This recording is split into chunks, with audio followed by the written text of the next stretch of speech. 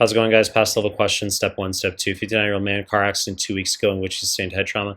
Laboratory study, so hyponatremia 120 should be 135 to 145. Potassium normal 4 should be 3.5 to 5. Calcium normal 10 should be 8.4 to 10.2. Chloride normal 103 should be 95 to 105. Bicarbonate normal 23 should be 22 to 28. Urine specific gravity concentrated 1.026 should be 1.000, which is max dilute, all the way up to 1.030, which is max concentrated. Which the following most likely diagnosis? Choice A, central diabetes insipidus, which is deficiency of antidiuretic hormone vasopressin. Wrong fucking answer. We know it's wrong because we would have hypernatremia of 145 or above and dilute urine with a low urinary specific gravity. ADH normally inserts aquaporins in the medullary collecting duct of the kidney. So if we are not able to reabsorb free water distally in the kidney, then we can't dilute the serum sodium out, which is why it goes up. And likewise, if we're not able to reabsorb free water in the medullary collecting duct of the kidney, it stays in the urine, and that's why our urine specific gravity would be low. Choice A, wrong fucking answer. Choice B, nephrogenic diabetes insipidus, wrong fucking answer. So we do lithium, demeclocycline, NSAIDs, hypercalcemia, similar to or the same as central DI, we would have hypernatremia and low urinary specific gravity. The difference is that if you administer desmopressin, which is analog of vasopressin, it would help increase our urinary specific gravity and dilute our serum sodium in the setting of central DI. So if it works, if desmopressin works, the diagnosis is central DI. If it doesn't work, then it's nephrogenic DI. Choice B, wrong fucking answer. Choice C, psychogenic polydipsia, wrong fucking answer. So this would be low serum sodium and dilute urine with low urinary specific gravity. So they go the same direction. They're both down, okay?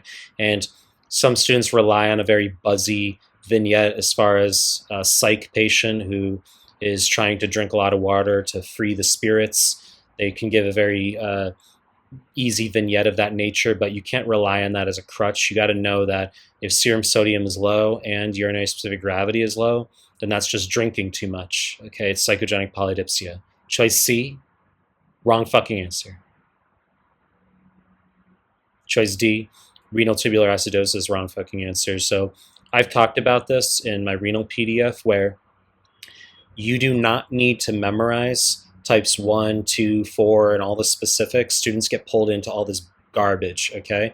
The way this is going to show up 100% of the time on USMLE, I'm not talking about bullshit Qbank, I'm talking about USMLE, is they are going to give you labs where the patient has a metabolic acidosis, so serum bicarbonate would be low, and your anion gap would not be elevated, okay? So anion gap is going to be sodium minus the sum of bicarb plus chloride, and if it's 13 or greater, it's elevated. So this is what's going to go down.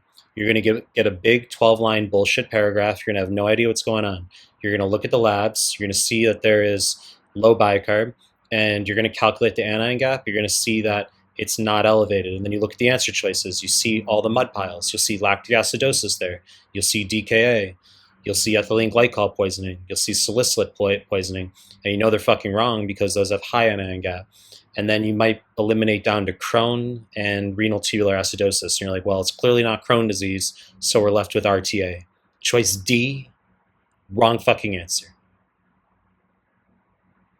Choice C, SIADH, correct answer. So this is when we have too much antidiuretic hormone, and if we have too much aquaporin insertion in the medullary collecting duct of the kidney, too much free water reabsorption, we're going to dilute out our serum sodium, causing hyponatremia.